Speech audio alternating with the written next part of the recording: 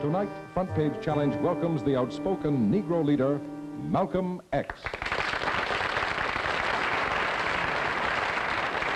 Sir, what's the real reason why you two men split? Is it merely ideological, or is it personality? What else? Probably personality. It was not the statement that originally was given by the movement when we split. It's more personality than anything else. You've called people like Martin Luther King, who just got a Nobel Peace Prize, an Uncle Tom. Is this correct, first? Well, I'd rather say that in the States, there's a law that has recently been passed, or a decision handed down by the court, wherein if you call someone an Uncle Tom, they can sue you for libel.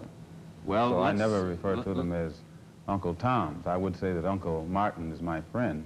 Uncle Martin is your friend, yet you would disagree with his approach to what he wants to accomplish. Definitely. If his approach would bring about what the black man in America needs to completely eliminate the problem that we have, I would say well and good. But I very much doubt that anyone who adopts the approach that Martin Luther King has been teaching to our people in that country can point to any meaningful gains that has actually served to solve the problem. Black Muslims have sometimes, whether you have or not, and I think probably you have sometimes, it seemed to me, been preaching hate to meet hate. I don't advocate any kind of hate. But there's a lot of talk that sounds very much like it. No, I think that the guilt complex of the American white man is so profound until when you begin to analyze the real condition of the black man in America, instead of the American white man eliminating the causes that create that condition, he tries to cover it up by accusing his accusers of teaching hate.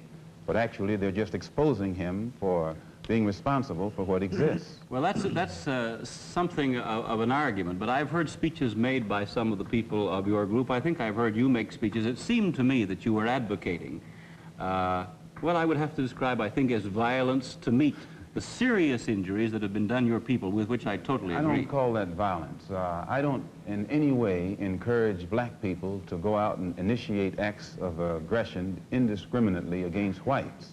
But I do believe that the black man in the United States, and any human being, anywhere, is well within his right to do whatever is necessary, by any means necessary, to protect his life and property, especially in a country where the federal government itself has proven that it is either unable or unwilling to protect the lives and property of those human beings. Just before Pierre takes it, you've got a pretty good fighter and the world's heavyweight champion lined up with you to help out. Yes, Pierre. Well, Mr. X, if I guess I call you that, is that the proper appellation, yes. Mr. X? I'm wondering if you still believe, as I think you certainly did at the time you were allied to the black Muslim movement, in a segregated black nation in North America. I don't believe in any form of segregation or any form of racism. I'm against any form of segregation and against racism. Am I right in saying that the black Muslim movement, which you have left, did believe in that? Well, Elijah Muhammad taught his followers that the only solution was a separate state for black people. And as long as I thought he genuinely believed that himself, I believed in him and believed in his solution. But when I began to doubt that he himself believed that that was feasible, and I saw no kind of action designed to bring it into existence or bring it about, then I turned in a different direction. Are you still a Muslim yourself? Oh, yes. I'm a Muslim. I believe in the religion of Islam, which believes in brotherhood, complete brotherhood of all people. But at the same time that I believe in this brotherhood, I don't believe in forcing my desire for brotherhood upon those who aren't willing to accept it. Of course, I think the Christians would say that they also believed in brotherhood. What did you say to that? I'd say they believe in it, but don't practice it. That'd be a pretty good answer. Sir, when the muezzin goes up in the minaret twice a day, he cries to the world, there is but one God, and he is Allah. Do you deny that there is a Christian God? The muezzin does this 5 times a day. 5 times, and I only heard him twice. Well, you were fortunate to hear him twice. But he does this 5 times a day, and the same God that he says that he expresses the existence of is the God that the Christians profess to believe in themselves, and the God that the Jews believe in. One God, the creator of the universe. The Muslims believe in the God that created the universe, and I think the Christians do, and the Jews do. Now, as long as all of them are talking about the creator, the Jews may call him Jehovah, and Christians may have another name for him. Those who are Arabic speaking refer to him as Allah. Well, we believe in the same God. Now, as the Muslim religion advances in the United States, are you modernizing it or sticking with the old faiths? For example, the complete segregation of the sexes. I think that everything today on this earth is being modernized.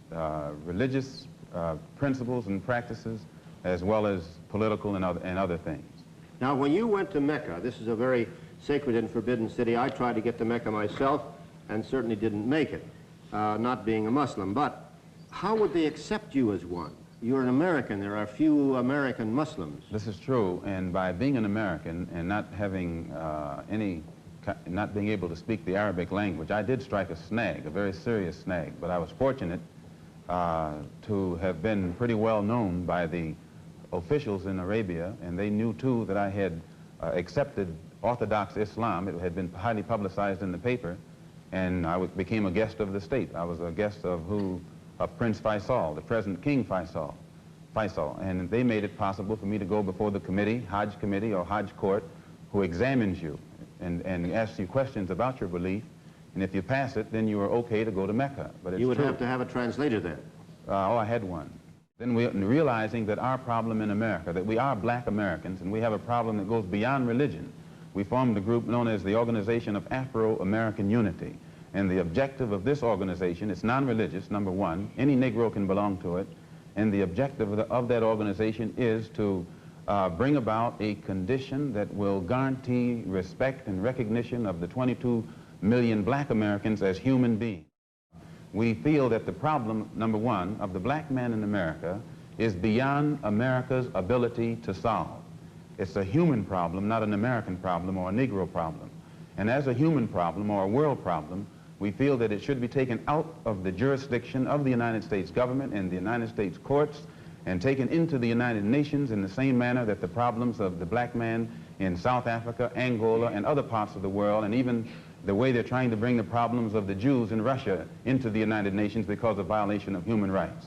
We believe that our problem is one not of violation of civil rights, but a violation of human rights. Not only are we denied the right to be a citizen in the United States, we're denied the right to be a human being.